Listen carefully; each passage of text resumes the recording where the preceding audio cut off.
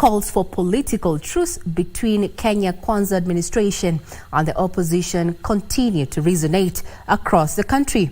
More than 6 civil societies under the banner Uchaguzi want the two protagonists to embrace dialogue and end the political impulse that has culminated in deaths and destruction of property. This as the Law Society of Kenya Kisumu chapter condemned the use of excessive force by the police during the opposition-led street protests. Parasaya Frederick reports. Barely 24 hours after the Azimio coalition announced their next course of action. We therefore have reached the conclusion, peaceful, and we stress, by the way, peaceful and armed demonstrations. We call on our people to remain vigilant on that core. A section of civil society lobby group now want the government to assure protester security. We call upon the authorities to respect and protect these fundamental rights, allowing peaceful demonstrations to take place without intimidation or undue restrictions. Safeguarding human rights is not only a legal obligation, but also a moral imperative.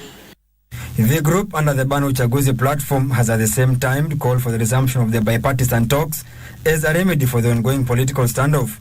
The bipartisan talks gave Kenyans a glimmer of hope as it created a golden opportunity for issues affecting Kenyans to be deliberated and addressed.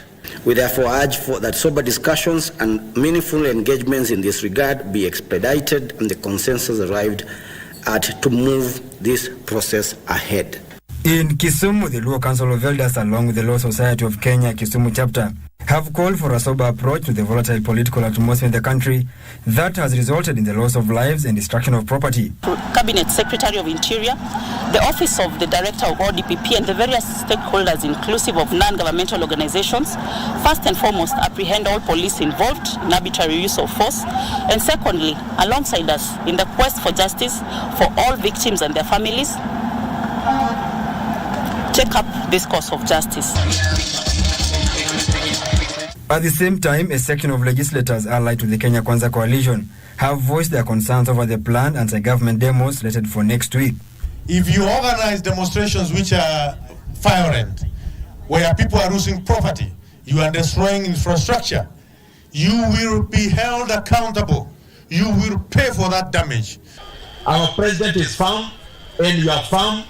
Wale watu ambao wanaleta maandamano ya vita watafute pahali kingine ya kuandamana, kwa sababu Kenya hakuna pahali ya kuandamana na njia ya vita. So I want to tell our police officers, do not be discouraged by those noise makers. Tafadhali, we are proud of you. Be diligent at your work. Make sure you maintain law and order.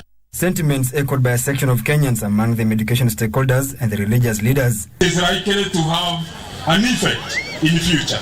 I wish there can be a way of settling this. Kama niyo maandamano, waende wasuluhishe hiyo maandamano huko wa viongozi, ndio sasa tuwe na amani katika nchi yetu.